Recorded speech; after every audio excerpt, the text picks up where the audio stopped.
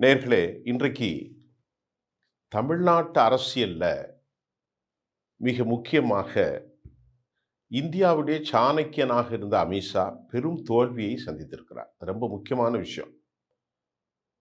சாணக்கியன் காய்களை நகர்த்துறதுல ரொம்ப எக்ஸ்பர்ட்ஸ். ஆடு மாட்ட ஆடி கறக்கிறது, பாடு மாட்டை பாடி கறக்கிறது என்ற பல வகையிலும் வட இந்திய மாநிலங்கள்ல உத்தரப்பிரதேசம், பீகார், சத்தீஸ்கர், ஜார்க்கண்ட் அது மட்டும் இல்லாமல் இமாச்சல பிரதேஷ், ராஜஸ்தான், மத்திய பிரதேஷ், டெல்லி அவருடைய வெற்றி எல்லை வடகிழக்கு மாநிலங்கள்ல வெட்ட வைத்து, ஒட்ட வைத்து இல்லாத ஒன்றெல்லாம் ஆட்சி நடத்துவார். ஒரு சீட்டை வச்சுட்டே கூட வடகிழக்கு மாநிலங்கள்ல ஆட்சி அமைத்தாங்க. மணிப்பூரில் இன்று வரைக்கும் இந்த நிலையை சமாளிக்கிறாங்க. இதுதான் சாணக்கியத்தனம் உள்ள அமித்ஷா அப்படின்னு சொல்லப்பட்டது. அவர் மோடியினுடைய த மேன் ஆஃப் யார் சொல்றது ஒரு brave and consciousness of Modi. அவருடைய மோடியின் உள்ளத்தில் அவர் பெரிய ஒரு ஆற்றல் ஆற்றாண்மை கொண்ட ஒரு ஆளுமை. கட்சி முழுக்க அவர் கண்ட்ரோல் தான். ஆட்சி தான் மோடி கண்ட்ரோல். கட்சி முழுக்க யாருடைய கண்ட்ரோல்? அமித்ஷாவுடைய கண்ட்ரோல். எல்லா ஸ்டேட்டையும் ஆளை கூப்பிடுறது, போறது, வாரது எல்லாமே அவர் தான். A to Z. அப்படி இருக்கக்கூடிய திரு அமித்ஷா தமிழ்நாட்டில் திக்கு முக்காடி போய் அட்டர் பிளாப் ஆயிட்டார் அப்படிங்கிறதான் இப்போ நமக்கு கிடைச்சிருக்கக்கூடிய செய்தி. என்ன அப்படின்னு பார்த்தீங்கன்னா, கூட்டணி அமைப்பதில் மிகப்பெரிய சொதப்பலை அதிமுக, பாஜக சந்தித்திருக்கிறது. ஆனால் அவர்களுக்குள்ள ஏற்பட்டிருக்கிற முரண்களின் மூலமாக அதிமுக, எடப்பாடி அதிமுக சிதைந்து போயிருக்கிறது. நல்லா கவனிங்க. இதனால 5% 7% மட்டுமே இந்த முறை கிடைக்கக்கூடிய பலகீனமான பாரதிய ஜனதா. 11% எப்போதும் அதற்கு இல்லை.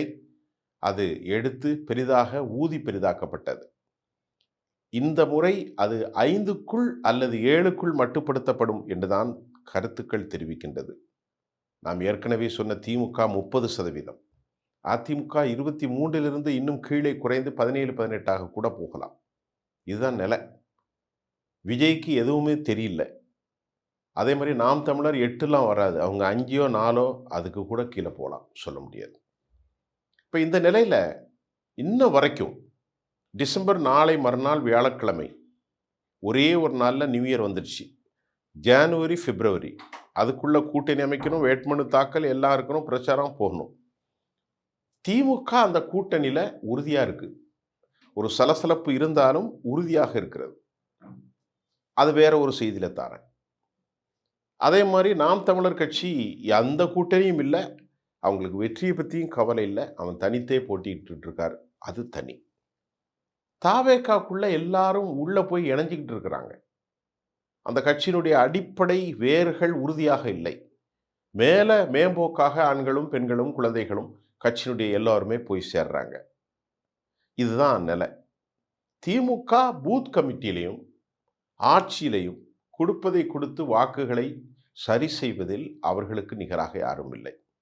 மௌனமாக இருந்தாலும் கட்சியை சரியான அளவில் கொண்டு சென்று கொண்டிருக்கிறார் ஸ்டாலின் அப்படிங்கிற தகவல்களும் தமிழ்நாட்டில் எல்லா பூத் கமிட்டிக்கும் ஆட்களை போட்டு இப்போ நீங்கள் பாருங்களேன், 97 லட்சம் வாக்குகளை அவர்கள் எடுத்த பிறகும் அமைதியாகத்தான் இருக்கிறாங்க, தவிர பதட்டப்படலை. அதுதான் அவர்களுக்கு இருக்கக்கூடிய ஏதோ ஒன்று நடந்து கொண்டிருக்கிறது. 40 லட்சம் வாக்காளர்களை சேர்த்தாலும் மீதி வாக்காளர்கள் நமக்கு பாதிப்பு இல்லையோ, அல்லது இறந்து போனவர்களோ, அல்லது 2 முறை வாக்கு பதிவு செய்தவர்களோ, அல்லது டிஸ்பிளேஸ் ஆனவர்களோ, ஒவ்வொரு தொகுதியிலும் இருந்தவர்களோ என்று எண்ணக்கூடிய அளவிற்கு ஏதோ ஒரு சமீட்சை தெரிந்ததால் தான் அவங்க திமுக அமைதியாக இருக்காங்க அப்படின்னு சொல்லப்படுது. இப்போ அமித்ஷா பிளாப் அப்படின்னா, ஏற்கனவே பாண்டாவை இங்கே அனுப்பிச்சு வச்சாங்க தமிழ்நாட்டுக்கு. அவர் வந்து பேசினார். அவர் கொஞ்சம் கட் அண்ட் ரேட் பேர் வழி 100 சீட் வேணும் அப்படின்னு கேட்பாராம். உடனே இவரை வைத்து எடப்பாடியை வந்து சரி செய்ய முடியாது என்பதை மத்திய பாஜக உணர்ந்தது. பியூஷ் கோயலை அனுப்புனாங்க. அது அதிமுக முகாமில் நல்ல வரவேற்பையும் பெற்றது. பியூஷ் கோயல் கொஞ்சம் இணக்கமான போகக்கூடியவர், மத்திய அமைச்சர். அவருக்கும் அதிமுகவுக்கும் குறிப்பாக எடப்பாடிக்குள் ஒரு ஃபார்முலா ஒர்க் அவுட் ஆனது. வந்தார். என்ன பேசுனீங்க அப்படின்னு கேட்டாப்ல. நயினார் நாகேந்திரன் பதில் சொன்னார், கூட்டணி பற்றிலாம் பேசலை, இடங்களை பற்றிலாம் நாங்கள் பேசலை, சும்மா மரியாதை நிமித்தம் வந்தேன்னாரு. ஆனா வந்தது கூட்டணிக்கு சீட்டு கேட்கறதுக்கு தான். 85 சீட்டு கேட்டாங்க. அப்பதான் எடப்பாடிய சரி செய்ய முடியும்ன்டு. 84, 85 நீ 150ல நில்லு. நீ 84 குடுத்துட்டா நாங்க பிரிச்சுக்கிறோம் அப்படின்னு கேட்டாங்க. எல்லாம் போய் எடப்பாடிய சரி பண்ண முடியாது.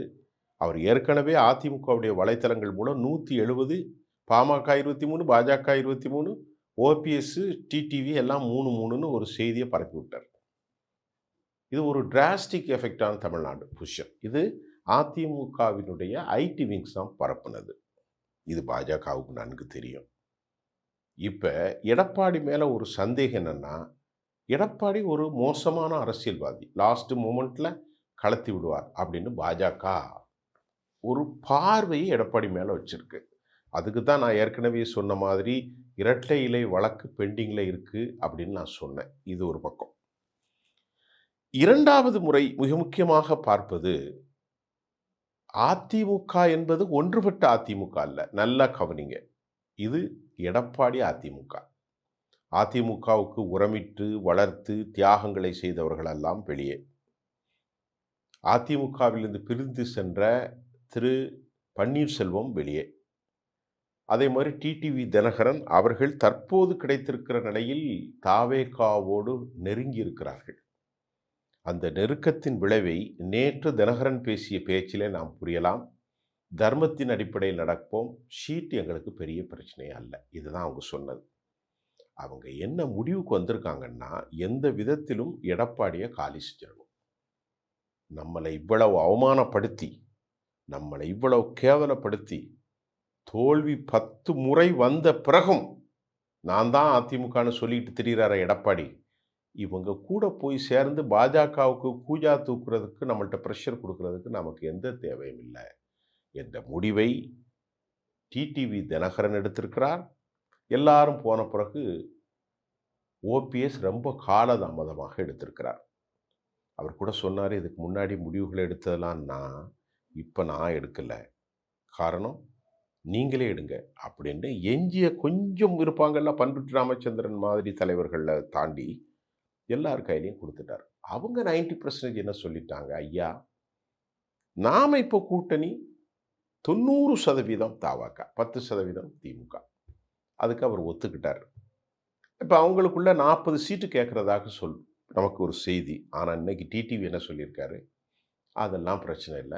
தர்மத்தின் அடிப்படையில நாங்க போட்டிடுவோம். ஆளுக்கு ஒரு 15, 12 கூட நின்றுவாங்க. நின்று அந்த முக்குளத்தூர் பெல்ட்ல தஞ்சாவூர், திருவாரூர், மயிலாடுதுறை, மதுரை, தேனி, கம்பம், பெரியகுளம், அதே போன்று தூத்துக்குடி, திருநெல்வேலி, திருச்சி வரைக்கும் கலக்கிட்டா அதிமுக இருக்கிற இடம் தெரியாமே போயிடும். போன தடவை 15 லட்சம் ஓட்ட பெற்றாங்க. அதுல நீங்க கவனமாக இருக்கணும். இந்த முறை அதை விட கூட பெறக்கு வாய்ப்பு இருக்கு. அடுத்த முக்கியமான அதிமுகவுடைய மைனஸ் என்ன, எடப்பாடி ஜெயலலிதாவோ எம்ஜிஆரோ ஆகல, ஆகவும் முடியாது. கட்சியை கொடுப்பதை கொடுத்து கண்ட்ரோல்ல வச்சிருக்கிறார். அந்த கட்சியில் இருக்கக்கூடிய தலைவர்கள் சண்முகமோ முனுசாமியோ ஒரு ஓட்டு கூட வாங்க முடியாது. நத்தன் விஸ்வநாதமோ, திண்டுக்கல் விஸ்வநாதமோ, உதயகுமாரோ, அந்த கட்சிக்கான முகமே இல்லை. இப்ப பாஜக எல்லா திடுக்கிடுத்தனங்களையும் செஞ்சு ஒரு சவால். பெரியார் மண்ணுங்கிறானடா. பக்கத்தில் இருக்கிற திருவனந்தபுரத்து மாநகராட்சியை கட்டுப்படுத்திட்டோம், தெலுங்கானாவை ஜெயிச்சிட்டோம், கர்நாடகாவில் ஆட்சியை நடத்திட்டோம், நடத்த போறோம். ஆந்திராவில் கூட நாங்கள் வந்துட்டோம். பவன் கல்யாணம் வச்சு ஆட்டையை போட்டால் தமிழ்நாட்டில் காலை வைக்கவே முடியல. எடப்பாடி கூட போய் சேர்ந்தா அவர் எதுக்குமே சரி வரலையே அப்படிங்கிற மாதிரி பெரிய மனக்குழப்பத்தில் அமித்ஷா முழுக்க தோல்வி. தோல்வினா தோல்வி, பெரிய அற்றுப்பிழா. இதோடு நிக்கலங்க. இதுவரை எந்த கட்சியும் அவர்கள் கூட்டணிக்கு வரல. சரி, பாரதிய ஜனதா அதிமுக கூட்டணி, எந்த கட்சி வரும்? பாமக. அப்பாவும் பிள்ளையும் அடிச்சுக்கிட்டு கீழே உருள்றாங்க, அசிங்கமா பேசுறாங்க. அப்பாவும் பிள்ளையும் துரோகி என்ன கண்ணீர் வைக்கிறார் அவரு. நேற்று அவர் கூட்டத்தில் அவருடைய சகோதரி அந்த அம்மாவும் பேசுறாங்க, டேய் அன்புமணிங்கிறாங்க. அப்ப அவங்களுக்குள்ள யாரை சேர்க்கிறது? அப்பாவை சேர்க்கிறதா, தம்பி மகனை சேர்க்கிறதா? அப்பாவுக்கு வாக்கு இருக்கா, மகனுக்கு வாக்கு இருக்கா தெரியல. அப்ப அவங்க ஒரு பெரிய சஸ்பீசியஸ் மூமெண்ட்ல சந்தேகத்துக்குரிய வழியில அவங்க அப்படியே வச்சிருக்கிறாங்க பிளாக்.